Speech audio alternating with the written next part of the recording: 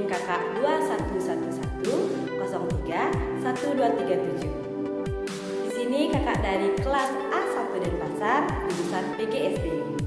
Nah, sekarang Kakak mau ngejelasin mengenai pembelajaran IPS kelas 6, tema 7, subtema 1, pembelajaran 3. Di sini adik-adik udah pernah dengar Kak, peran Indonesia di Asia dalam bidang ekonomi? Jika belum pernah dengar, simak video ini dengan baik-baik ya. Yang ke-A, peran Indonesia di Asia dalam bidang ekonomi.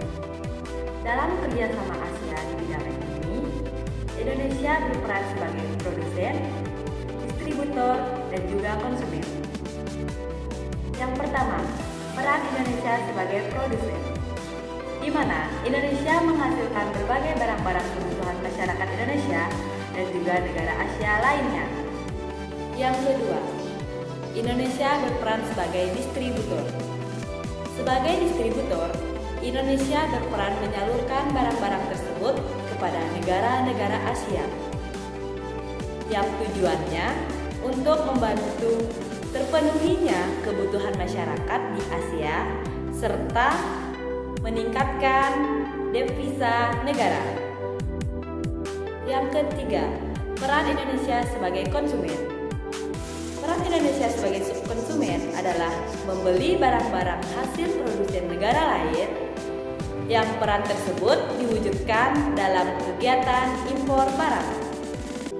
Peran Indonesia dalam ASEAN itu dapat diwujudkan dalam bentuk kerjasama. Hal ini dapat dilakukan sebagai berikut. Yang pertama, menerapkan tarif khusus terhadap barang dan jasa sesama negara ASEAN. Yang kedua, mendorong penanaman modal di negara-negara ASEAN. Yang ketiga, mengembangkan wilayah-wilayah yang berpotensi dalam bidang perkebunan, perikanan, dan pariwisata. Yang keempat, mendukung kegiatan yang dilakukan oleh Badan Penelitian dalam bidang pertanian. Dan yang terakhir, mendirikan proyek industri yang dikelola bersama. Yang ke-B, yaitu peran Indonesia di Asia dalam bidang politik. Negara-negara di Asia memiliki sistem politik yang berbeda. Namun, perbedaan sistem politik tersebut tidak menghalangi sesama negara Asia untuk bekerja sama. Selain bekerja sama, tiap negara juga berperan dalam menjaga perdamaian dan ketenangan di Asia. Peran Indonesia di Asia dalam bidang politik itu dapat dilakukan dengan cara yang pertama, mengirim duta besar dan konsul. Yang kedua, membentuk komunitas politik keamanan ASEAN atau disebut dengan APSC.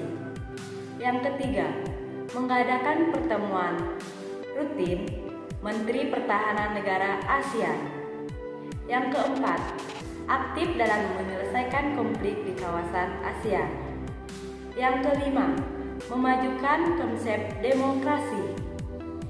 Yang keenam, mengadakan perjanjian kawasan damai, bebas, dan netral. Yang ketujuh, mengadakan perjanjian negara bebas nuklir. Yang kedelapan, membentuk organisasi antar parlemen ASEAN.